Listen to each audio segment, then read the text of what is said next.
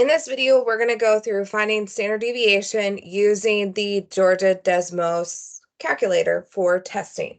So on this one, say we have a given set of elements. So in this case, we have A equals the following 24, 27, 30, and 26. We are first going to find the mean of A, and we're going to give this a value. We'll call it B. We're going to do mean of A. So we're finding the average of all of these elements together.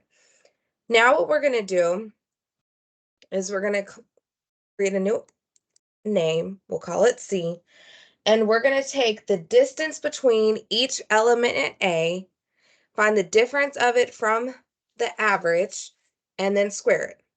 So we're going to take our first element in A, which is 24, subtract B, which is our average, and then we're going to square it. We're going to add this to the difference of each element in A. So now we're going to do 27 minus B squared plus 30 minus B squared. And last but not least, 26 minus B squared. So what we've done is we've added up the difference of each element in A from the mean and squared it.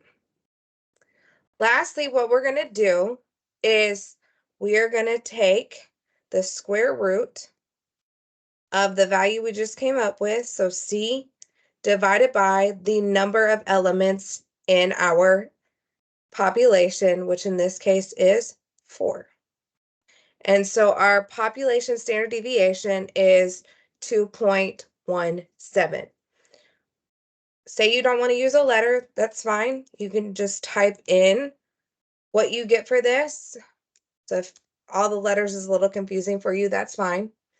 And you can also, if you go under statistics, standard deviation for a population is this one. Make sure to use the one with a P. And so we type in our element, which is our list up here, and you'll see that you get the same thing. So the nice thing is for the Georgia testing calculator, you can either type in the process or you can type in your elements or your list and do standard deviation for a population and then place it there.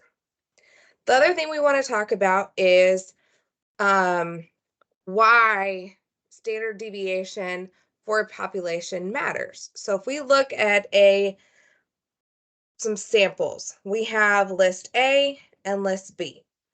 If we look here, we see that the spread for our sample space or our population for A is 6.8. Our standard deviation for the population of B is 21.8. And we can see what this looks like by looking at the graph. I'm going to take the purple off first. So we see with our A, a lot of the elements are fairly close together.